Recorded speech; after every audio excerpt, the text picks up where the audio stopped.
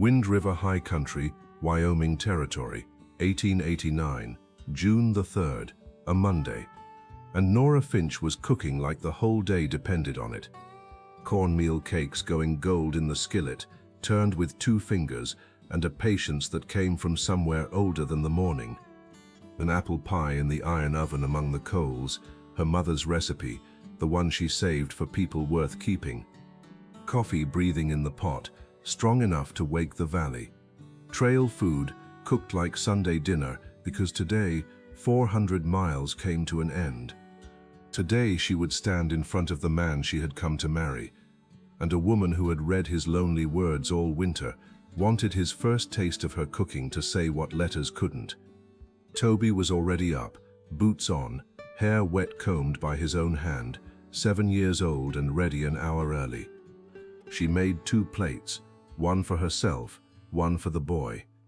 And then, the way she had every morning of the journey, she reached beneath the wagon seat and took out a tin box with a rusted clasp.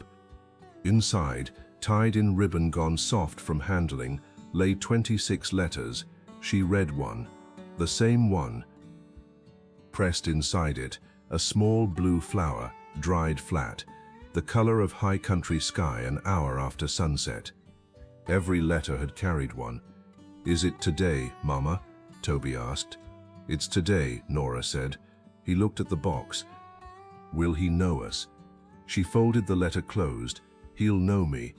They broke camp and rolled on, the last miles of 400. The trail climbed through meadows so thick with wildflowers, the wheels came away dusted yellow and violet. Toby leaned out over the sideboard and dragged his palm through the blooms until his fingers turned gold. And Nora let him, because today of all days, she could not have said no to anything. High on the far ridge, sheep moved like slow cloud shadow across the green. Behind them walked a single figure, dark against the sky, too far to have a face. Nora's hands tightened on the reins. 6 months ago, a letter had found her in a Nebraska boarding house. A widower shepherd in a high valley west of everywhere, writing to a widow he had never met because a mutual friend had passed her name along. The letters were not clever, they were true, and she had fallen in love with them, one letter at a time, sold everything she owned, and come to marry the hand that wrote them.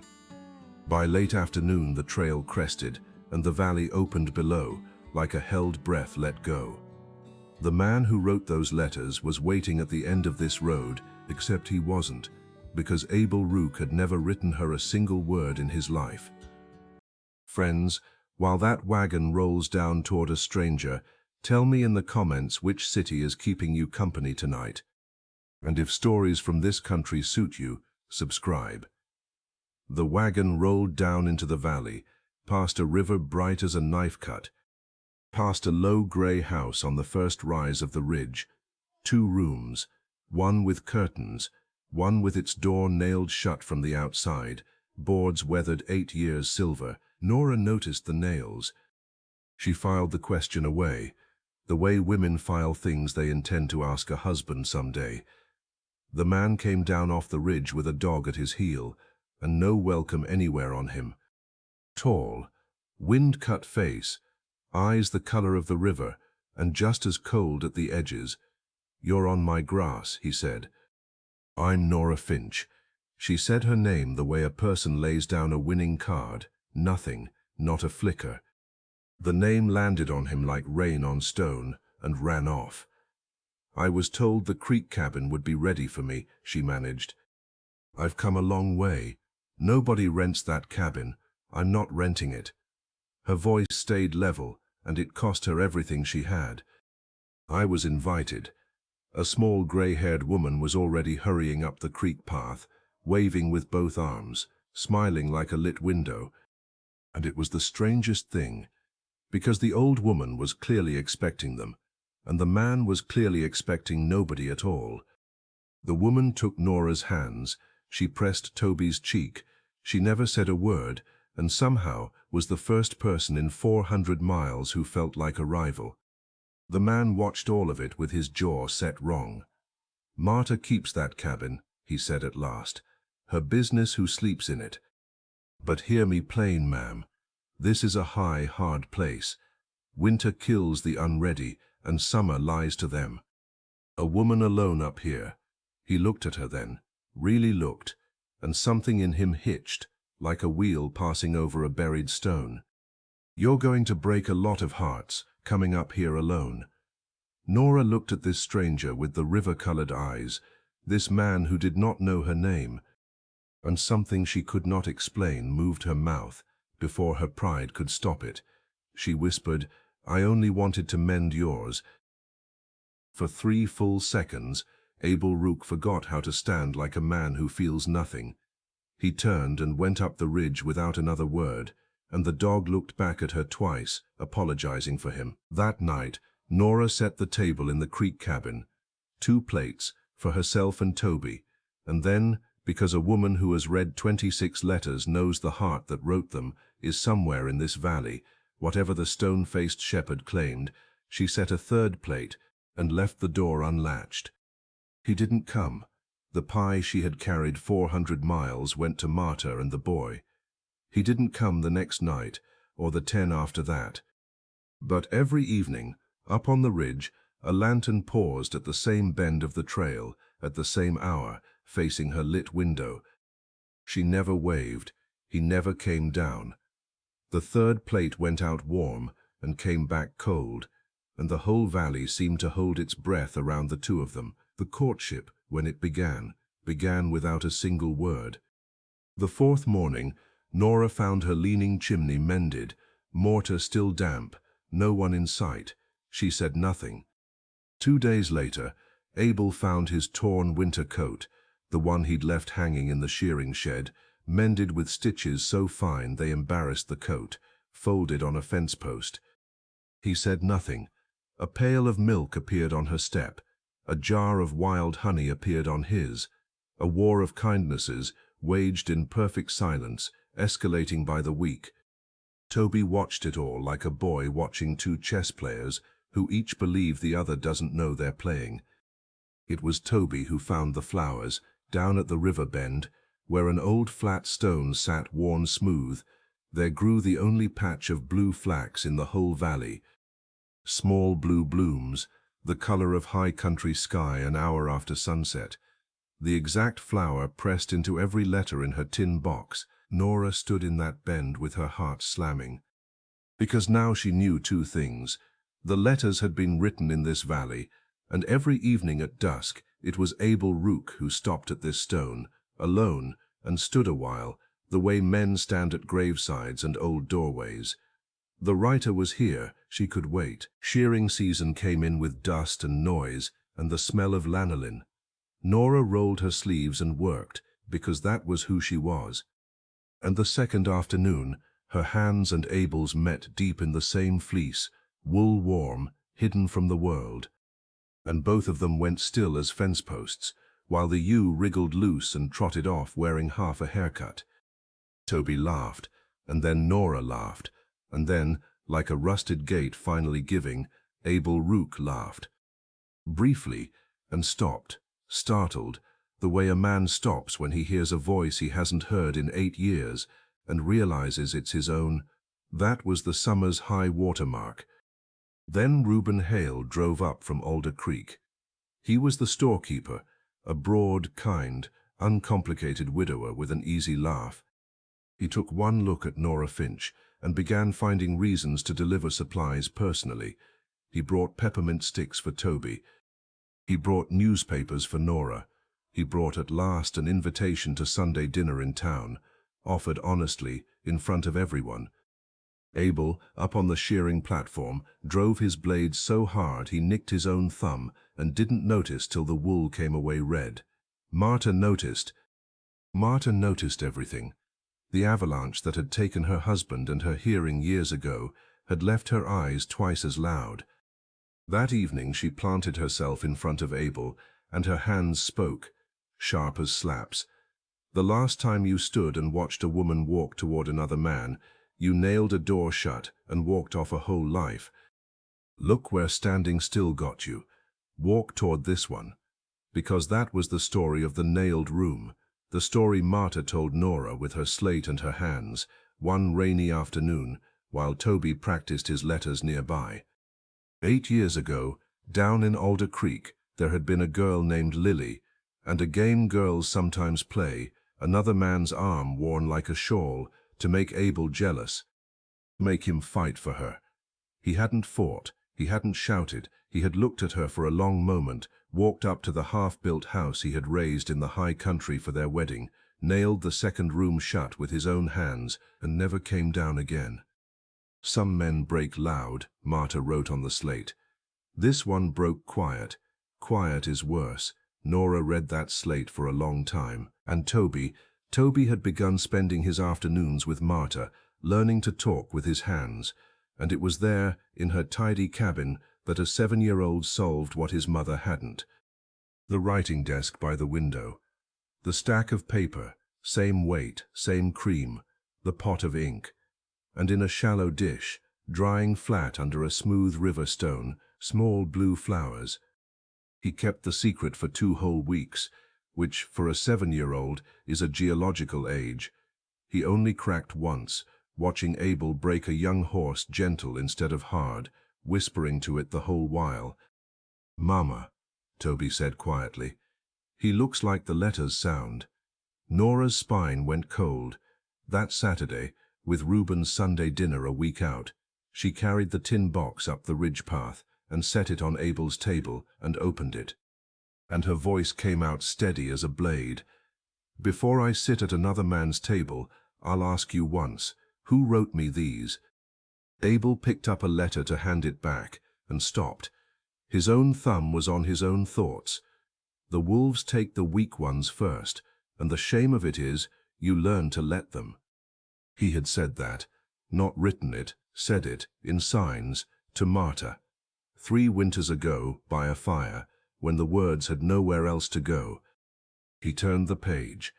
"I was built for 2 rooms, and I live in one." His breath went out of him like something cut loose, every line. 8 years of things a silent man had confessed with his hands, to the only person who couldn't hear him and would never tell. Except she had told, 26 times, with a pressed flower in every envelope. Marta stood in the doorway, unashamed, ancient, her hands moving slow, so both of them could follow. "Your hands said these things to me for 8 years. I only gave them paper. My niece keeps a boarding house in Nebraska. She sent me the name of a widow worth writing to. I am deaf, Abel. I was never blind." Nora stood in the middle of the wreckage of the strangest truth of her life. The letters were forged, and every word of them was true. She waited for him to speak, this man whose heart she had already read cover to cover, this man she had crossed half the West for. Abel Rook looked at her, and at his own naked soul spread out in ribbon-tied rows on the table. And he did what quiet men do with unbearable things. He walked out into the dark. Nora went home and did not set the 3rd plate. The cold snap came 2 days later, a warning shot of high country weather. It caught her at the creek, with her sleeves wet to the elbow. By the time Abel found her, because of course he was the one who found her, her hands wouldn't close. He didn't ask permission. He walked her to the hot spring at the meadow's edge, knelt her down at the steaming water, and took her frozen hands into his own beneath the surface. Working warmth back into her fingers, one by one, his head bowed over the task, like a man at prayer. Steam rose between them. Neither spoke. His thumbs traced the cold out of her palms, and her breathing changed, and he heard it change. "I shouldn't," he said, hoarse. "You already did." Her voice was steam-soft and dead level. 6 months, Abel. 400 miles of your words. Whoever held the pen, I fell for you. There was never anybody else to fall for. For a moment the whole meadow leaned in. Then he set her hands gently back on her own knees, and stood, and stepped away from the only warmth in Wyoming. Something in Nora finished breaking, quietly, without ceremony. She was done asking.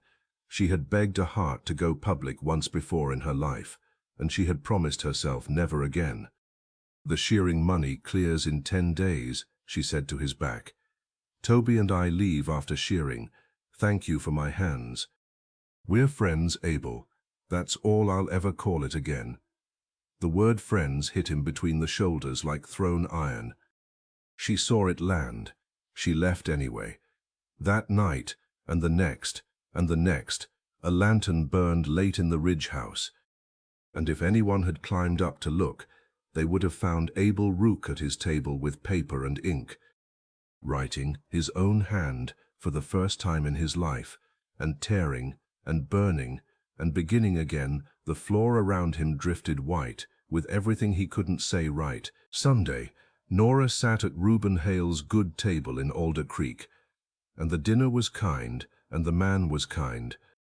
And at the end of it, she folded her napkin and told him the truth, because he'd earned it. "My husband was a good man, Mr. Hale, right up until the last hour, when he took my hand and confessed he'd loved somebody else the whole 19 years. I stood at his grave, a wife and an almost, in the same body." Her voice didn't shake. "That was the worst part. I won't be an almost again. Not for you, not for the shepherd, not for anyone. So I'll thank you for a fine dinner, and I'll not waste your Sundays." Reuben Hale looked at her a long, decent moment. Then he walked her out to the wagon himself. "The shepherd's a fool, ma'am," he said mildly, helping her up. "But he's your fool. Whole county's known it since July. The storm hit that night, one of those freak mountain squalls that drop out of a clear sky, like judgment. It caught Nora and Toby halfway up the valley road, and it was Abel's lantern that found them. Abel's arm that got the horse through. Abel's house, the living room, the one with curtains, where the three of them rode it out. Toby slept in the big chair by 10. The fire burned low, because the wood was outside, and the wind was a wall. One blanket, they sat under it, shoulder to shoulder, a careful 6 inches between their hands, while the storm tried the door, like something that wanted in. Somewhere past midnight, her head went down onto his shoulder, asleep. Abel Rook sat perfectly still until dawn. His arm died by inches. He never moved it. There are men who show love by conquering. That night, one showed it by not shifting his shoulder for 5 hours. And stillness became a kind of prayer. She woke at first light, alone under the blanket, his coat spread over her. And through the window, she could see him out in the blowing cold, breaking ice from the sheep trough, giving her the room he thought she'd asked for. 2 days before she was set to leave, the pressure of everything unsaid finally blew. She found him in the barn at dusk, splitting wood like the wood had wronged him, and packing crates stood by her cabin door, and there was nothing left to lose, so they fought, really fought, the first loud thing either of them had done in years. About plates left cold, and letters never signed, and doors nailed shut, voices ringing off the rafters until they were a foot apart, breathing each other's breath, her chin up, his fists white on the axe handle, the air between them one spark from a house fire. He leaned in. She didn't move, and at the last inch, Abel Rook pulled back. "Not in anger," he said, wrecked. "You deserve better than anger." He walked out of his own barn into the dark, and Nora Finch stood there among the flying wood chips and understood she had just been more honored and more furious than at any moment of her entire life. The last evening came. The wagon stood loaded, out of pure stubborn habit, because some rituals deserve to die standing. Nora set the table one final time. 2 plates. Then, hating herself gently, a third. The knock came at full dark. She opened the door, and Abel Rook stood on her step, with his hat in his hands like a schoolboy, hair wet where he'd tried to tame it. The dog sat at his heel, and this time it was not apologizing for him. He sat down at the 3rd plate. He ate every bite of it, slow and deliberate, like a man taking a vow. Toby watched with enormous eyes and heroically said nothing. When the plate was clean, Abel laid an envelope beside it. One page, no pressed flower.